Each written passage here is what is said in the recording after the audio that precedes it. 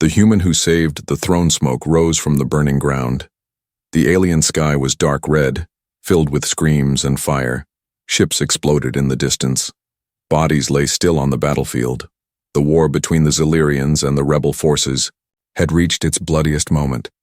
Among the fallen soldiers, a lone human man stood, covered in dirt, blood, and sweat.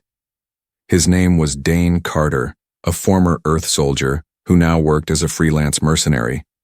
He didn't care about politics or empires. He only fought for survival, and maybe for a small hope that something good still existed in the universe. Dane had been separated from his unit during a surprise attack. Now he moved carefully between ruined trees and broken war machines, his pulse steady but alert. He thought he was alone. Until he heard the cry. It was faint but real. A scream, not of pain but of desperation. He moved toward the sound. Behind a crashed royal cruiser, Dane found something unexpected. A woman in silver and black royal armor. Her crown was cracked. Her face was bloody, but even in that moment her eyes burned with fire. She was surrounded by 3 enemy soldiers. They raised their blades. Without thinking, Dane raised his pulse rifle and fired. 2 rebels dropped. The last turned and charged at him. Dane ducked under the blade and smashed his rifle into the attacker's face. The man fell, unconscious. Dane stood over the injured woman, breathing hard. "Are you hurt?" he asked. She didn't answer at first. She stared at him, shocked. You're human." Dane nodded. "Yeah, and you're royalty, I'm guessing." "I am Queen Aerithia of Xelyria," she said, trying to stand but failing. Dane knelt beside her. "Well, Your Highness, you're lucky I was walking this way." "You should leave," she said sharply. "They will come back. I am a target." "I don't leave people to die," he replied simply. More sounds came from the trees. More enemies. "Approaching fast, we have to move," he said. "I can't walk," she admitted. Dane looked around. No cover, no help. Just fire and footsteps getting closer. "Then I carry you." Before she could argue, Dane lifted her into his arms. She was light, surprisingly light for a queen with so much armor. She grabbed his shoulder tightly, half in fear, half in shock. "No soldier has ever dared touch me," she whispered. "I'm not your soldier," Dane replied. "Just your ride out of here." He ran. Blaster bolts flew past them. Trees exploded behind. One shot burned his shoulder, but he kept going. He didn't stop. He reached an old bunker deep in the forest, abandoned, but still intact. He kicked open the door and laid the queen down inside. She looked at him with strange eyes. "Why would a human risk his life for an alien queen?" Dane shrugged. "Because I've seen too much death. Saving someone feels better." She stared at him, silent. Later, when the battle ended, Xelyrian forces found them. Her royal guard bowed and cried when they saw their queen alive. She told them this human had saved her, carried her through fire, protected her with no reason, no reward. Back at the palace, she ordered Dane to be cleaned, healed, and given the place of honor. The next day, in front of the court, Queen Aerithia stood proudly. "You saved my life," she said. "And by our ancient law, a life saved may ask for one gift, a wish, and I shall grant it, no matter the cost." Dane looked around. Aliens in golden robes sneered at him. Warriors stood tall with prideful eyes. They all expected him to ask for riches, power, or a ship, but he just smiled. "I'll tell you my wish tomorrow," he said calmly. "It's something special," the court whispered. The queen raised one elegant brow. "I'll wait," she said, "but know this, no one has ever surprised me." Dane simply replied, "Then maybe it's time someone did." The wish that shocked the court. The grand hall of Xelyria was silent. Thousands of eyes, alien and glowing, watched the human as he walked toward the throne. Every step Dane Carter took echoed through the marble chamber. Guards, nobles, and royal advisors stood in rows, their faces unreadable. The queen sat at the top of the crystal steps, her silver gown flowing like water, her crown polished and heavy. Dane wore plain clothes. No armor, no weapons, just calm eyes and a quiet smile. He stopped at the bottom of the steps. "Human," the Queen spoke. "You saved me. You earned a royal wish. Speak now, and Xelyria will obey." The crowd leaned forward. A wish from the Queen herself was rare. Most asked for gold, ships, or noble titles. Some begged for planets. One fool once asked for her throne. He disappeared the next day. But this human was different. Dane looked up, at her, not like a subject but like an equal. "I've thought about it," he said. "About what to ask." Whispers broke out. The nobles smirked. The Queen tilted her head slightly. "I don't want money," he continued. "Or power, or lands. I only want one thing." The room froze. "I want you, Erythea." Gasps. Loud. Uncontrolled. Several nobles stepped back in shock. One dropped his ceremonial blade. The royal advisor's hands shook. A guard reached for his weapon but stopped when the Queen raised her hand. Her eyes widened, but she didn't speak. Dane kept going. "Not your title, not your throne, just you, the woman, the soul behind the crown." The Queen finally stood. The entire hall held its breath. "You understand what you are saying?" she asked softly. "I do," Dane replied. "You are a human, a stranger to our kind. Our blood is not the same." "Maybe not," he said. "But your eyes told me something back in that bunker. They weren't a queen's eyes that night. They were a woman's. Afraid, brave, alive." More gasps. Silence. The Queen shouted, her voice like thunder. The chamber went still again. She stepped down slowly, one crystal stair at a time, until she stood before him, face to face. Her golden eyes locked on his. "Why me?" she whispered. "Because you're the first soul who ever saw me as more than just a soldier," Dane said. "You looked at me like I mattered." That hit her. Hard. The Queen stepped back. Her face was unreadable. Then, without another word, she turned and walked out of the hall. The nobles exploded with outrage. "This is madness. An insult to the bloodline. He must be punished. Remove him at once." But the Queen's voice echoed from behind the golden doors before they closed. "He has asked. I must now decide." That night, Xelyria did not sleep. The court buzzed with fear and fury. Some nobles met in secret rooms, planning to stop the union before it began. Others whispered that the Queen had gone mad. But inside her private chamber, Queen Erythea stood alone. She touched her crown and removed it, setting it gently on a pillow. She stared into a mirror, seeing her own face, not the ruler but the woman behind the name. She whispered to her reflection, "Why do I feel calm?" In her hand was a sealed memory crystal. She played the moment from the battlefield. Dane, holding her in the fire, risking death, carrying her like she was more than just a title. No fear in his eyes, no greed, just kindness.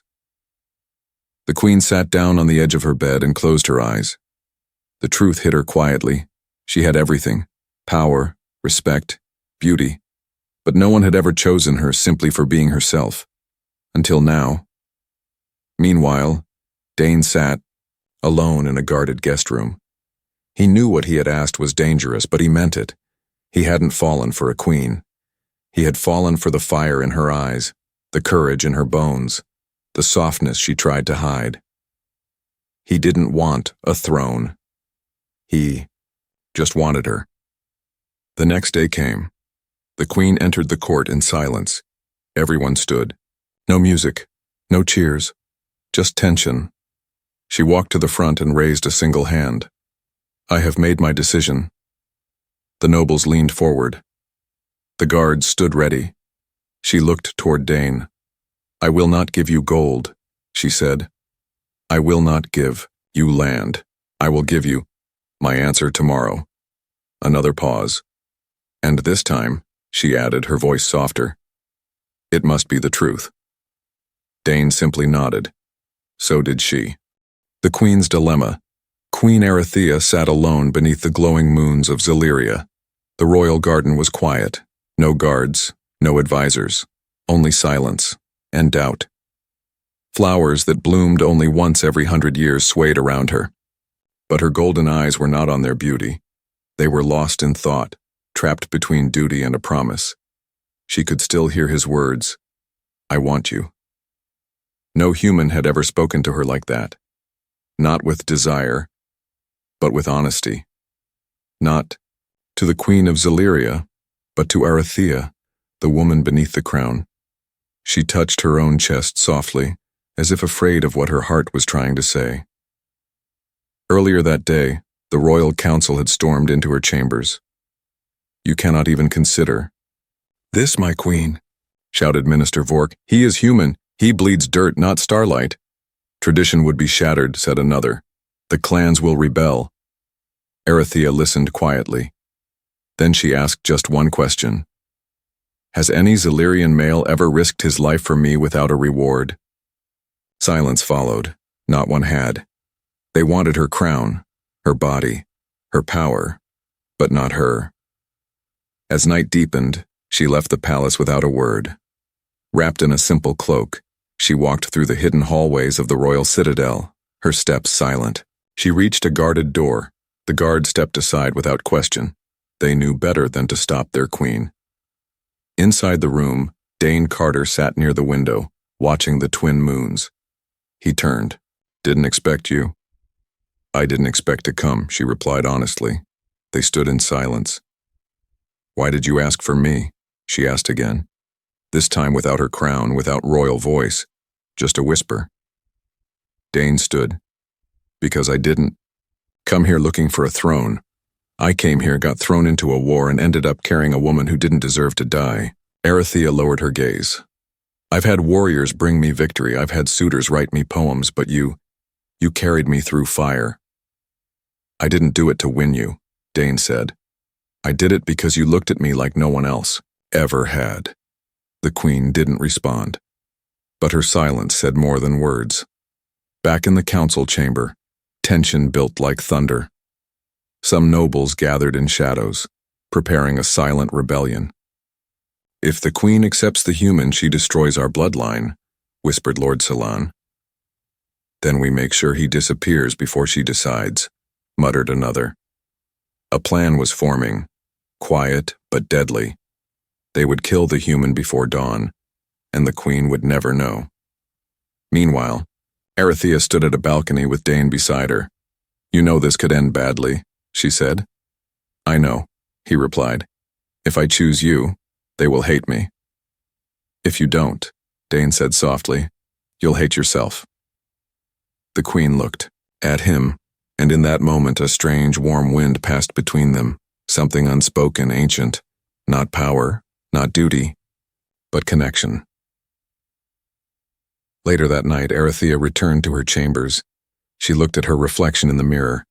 No crown, no armor, just a woman, tired, unsure, but finally feeling something real. She picked up the sacred bond jewel from her mother's old box. It glowed faintly in her hand. It had never glowed before. Only in the presence of a true soul match would the jewel awaken. Her breath caught. She stared at it for a long time, then whispered to herself, "So it's true." She looked out into the night sky. "I gave him a wish, but he gave me something I didn't know I was missing." But across the palace, in the shadows of the southern tower, blades were being sharpened. The nobles were ready, and Dane Carter had no idea what was coming before sunrise. Enemies within the throne, the royal palace of Xelyria glittered under the morning suns, but something dark moved beneath its beauty. Inside its silver halls, the walls had ears. Smiles were fake. And behind every curtain, betrayal waited like a silent knife. Queen Erythea sat on her throne, but her thoughts were far away. Her fingers gently rubbed the sacred bond jewel hidden in her sleeve. It had glowed for Dane. No other suitor, not prince, not general, had ever awakened it. She had made her decision, but she hadn't spoken it yet. because deep inside a voice whispered, "If I choose him, what will they do to him?" Across the palace, Dane Carter paced his room. He sensed something strange in the air.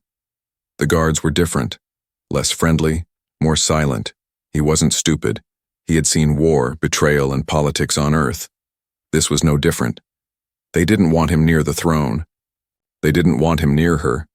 But he also knew this wasn't about power anymore. This was about truth. He had fallen for the Queen, not because of her crown, but because of the strength she hid behind her silence. Suddenly, a soft knock came. At his door, he opened it. Slowly, a young alien woman in servant's robes stood there. She looked nervous, eyes darting left and right. "You don't know me," she whispered, "but I serve the Queen. You must leave, now. They plan to kill you tonight." Dane's eyes narrowed. "Who?" "The High Lords. They're meeting now in the council chamber. If you stay, you won't survive until morning." "Why are you warning me?" She looked down. "Because the Queen saved my sister once, and I think she loves you." Dane stood still. He didn't move, didn't blink.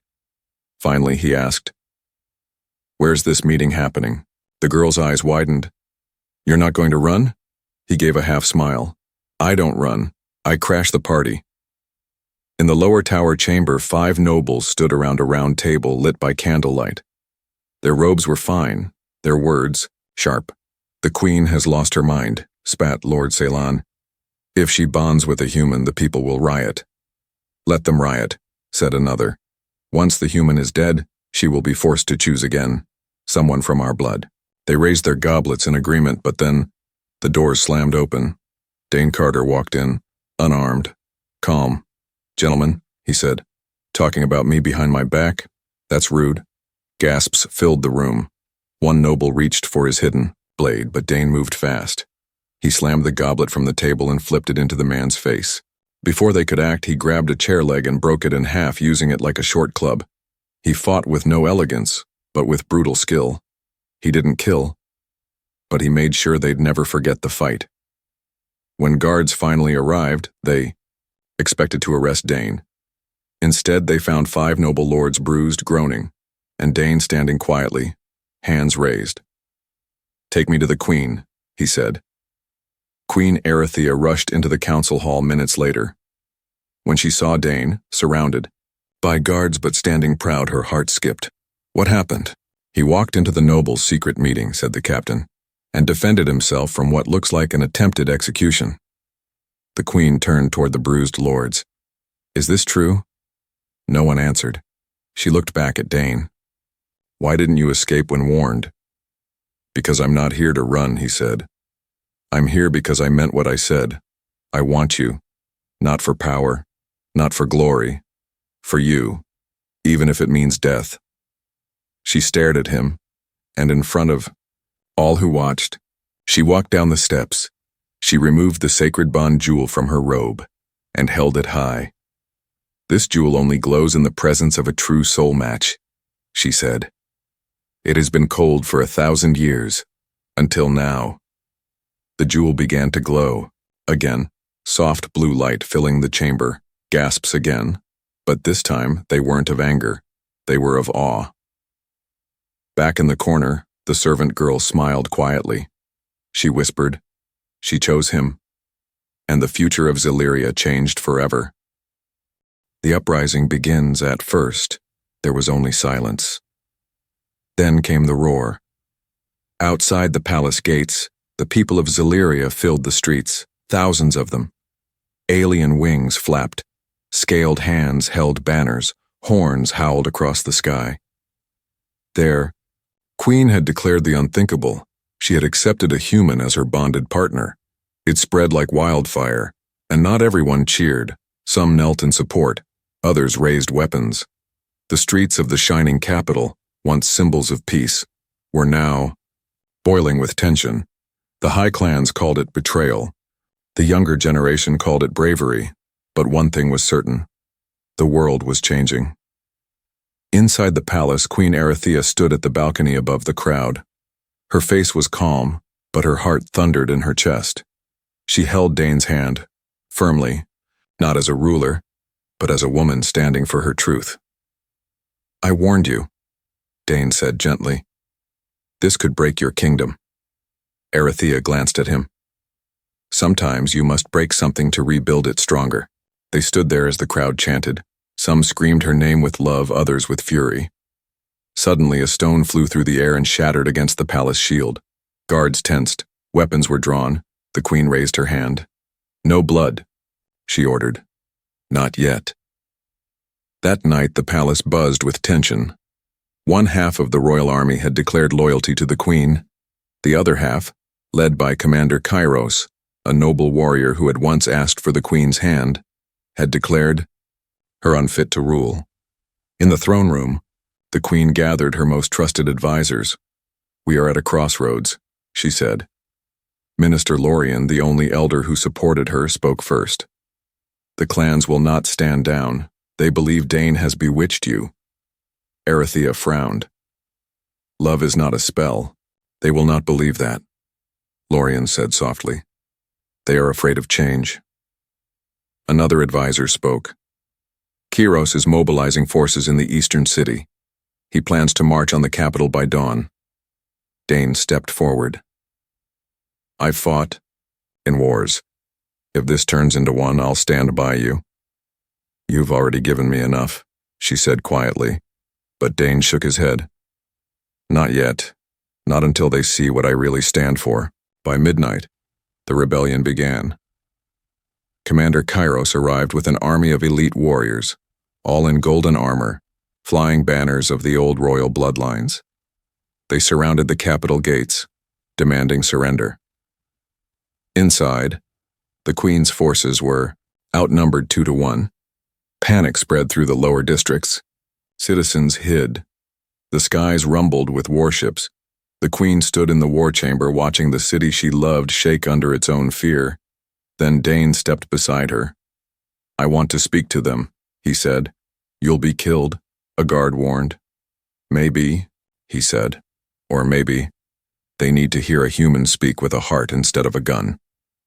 Moments later, Dane stood atop the palace wall, alone, under the twin moons, staring down at thousands of enemy soldiers. He raised a speaker crystal to his mouth. "I know you don't trust me," he began. "I'm human. I look like the enemy. I came from another world. I bleed red, not silver." He paused. "But I didn't come to take your queen. I came to stand beside her. I didn't ask for her throne. I asked for her heart." Some soldiers frowned. Others lowered their weapons slightly. "I carried her when no one else would. I stood by her when her own people turned away. I didn't do it for power. I did it because I saw her as more than a ruler. I saw the soul inside her." He stepped forward, fearless. "If love scares you, then fire your arrows. If truth hurts, then end me now. But if you still believe your queen deserves to choose, then stand down." For a long moment, nothing. Then, slowly, one Xelyrian soldier dropped his spear, then another, then 20 more. Commander Kairos screamed in rage. "Traitors!" But his army was already walking away. The uprising had ended, not in blood, but in words. Inside the palace, Queen Erythea watched with silent tears in her eyes. "He didn't need to fight," she whispered. "He changed the future, just by speaking from his heart." The ultimate sacrifice. The stars were quiet that night. No fires, no marching feet, no screaming horns. Only the soft wind above Xelyria's capital and the heavy silence of a people trying to understand what had just happened. The rebellion had stopped, but the danger had not. Inside the royal palace, Queen Erythea sat alone in the moonlight chamber, her head lowered. Her people had seen something they weren't ready for. Peace. Not won by blades, but by a human's voice. And yet, something in her chest felt wrong. Too quiet, too still. Suddenly the doors burst open. A blood-soaked guard stumbled in. "Your Majesty," he gasped. "The commander." He attacked, not the city, but him. Far below the palace near the servant quarters, Dane Carter was bleeding. He had been ambushed by Commander Kairos himself, who couldn't accept losing with dignity. "You speak of love," Kairos growled, holding a glowing blade over Dane's chest. "But love makes rulers weak." Dane lay on the cold stone floor, breathing heavy, arms pinned. But even with blood at the corner of his mouth, his eyes stayed sharp. "And your pride," Dane coughed, "makes you blind." Kairos raised the blade. But before he could strike, a blur of silver crashed into him. It was Aerithia. She didn't wait for guards. She didn't wait for orders. She leapt between them. The blade meant for Dane struck her shoulder, a flash of red, a scream, then silence. Kairos was tackled by palace guards seconds later, dragged away, cursing, but all Dane could see was the queen, his queen, on her knees, hand on her bleeding arm. "No," he whispered, crawling to her. "Why? Why would you?" She smiled through the pain.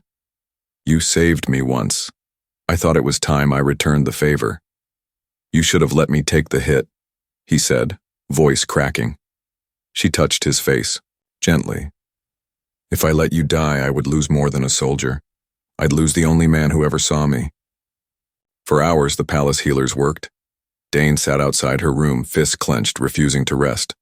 When Minister Lorien arrived and asked why he wasn't gone, he only said, "Because this time, I'm not running." Finally, the doors opened. "She will live," said the healer. Dane stood frozen. "And she's asking for you." Inside, the queen lay weak but awake. She turned her head as he entered. "You're hard to kill," she joked softly. "You too," Dane replied. He pulled a chair beside her and sat quietly. "They say you saved me." "I did," she said. "Not because I'm a queen, because I'm a woman who loves a very strange, stubborn human." His breath caught.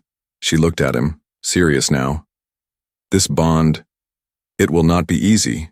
There will be more enemies, more voices who say we don't belong together." "I don't care," Dane said. "Let them speak, let them march. I'll stand with you again and again." Aerithia reached into a small box beside her bed, the sacred bond jewel. Still glowing, stronger than ever, she held it out. "Then take this. Not as a reward, not as a trophy, but as a promise."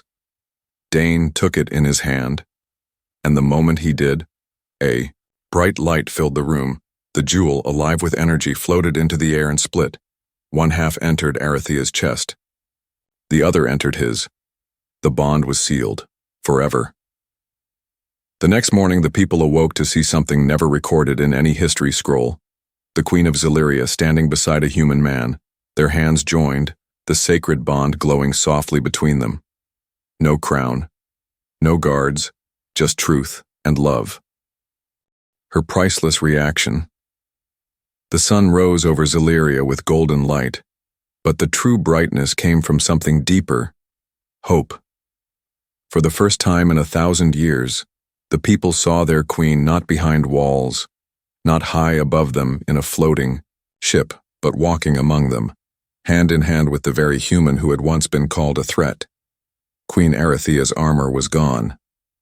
She wore a simple white robe, her long silver hair flowing freely. No crown, no royal symbols. Only the glowing light of the bond jewel between her and Dane. The people fell silent as she stopped at the heart of the capital. Dane stood at her side, unsure what would come next. Then she spoke. Not in royal voice, but in the soft tone of a woman who had made her choice. "I gave him a wish," she said, "one I could not refuse." Her eyes moved across the sea of Xelyrians, young, old, noble, and worker alike. "I thought he would ask for ships, lands, maybe even power, but instead he asked for me." Murmurs spread. She continued. "He didn't ask for the Queen of Xelyria. He asked for Aerithia, the woman behind the throne." Dane looked at her, surprised by her honesty. "And I," she said, taking a deep breath, "never expected what I felt in return." Her hand squeezed his. He fought for me, not with a sword but with kindness. He stood by me when even my own people doubted me. She stepped forward. So now I ask you all, not as your queen, but as your sister, your daughter, your blood, can you accept a new future with me? One where we are not ruled by fear but by courage to love across stars? There was silence. Long. Heavy. Then, a single voice from the crowd shouted, "Let her love who she wants." Others joined. Cheers rose. Not all cheered, but many did. And slowly, heads began to nod. Hearts began to open. Hours later, in the royal garden, Dane and Erythea stood beneath the starbloom tree where ancient royal bonds had been sealed for generations. No grand ceremony, no crowds, just the two of them. The queen smiled. Once, I believed that love could only weaken rulers. That it was a distraction, a danger. She stepped closer. But now I see. It is the strongest force in the galaxy. She placed her hand on his chest. And my priceless reaction isn't fear. It's peace. Dane looked into her eyes. You were never a crown to me. You were home. She kissed him, softly, like starlight, like history changing in a single breath. In the skies above, the palace beacon shimmered, not in red for war, not in gold for power, but in blue, the color of unity. A message to the galaxy. A human was chosen, and the queen's heart was never more certain. Some would still doubt. Some would still whisper. But none could deny that something powerful had happened, something that didn't come from armies, or weapons, or thrones. It came from one choice, and a wish that changed everything. The end.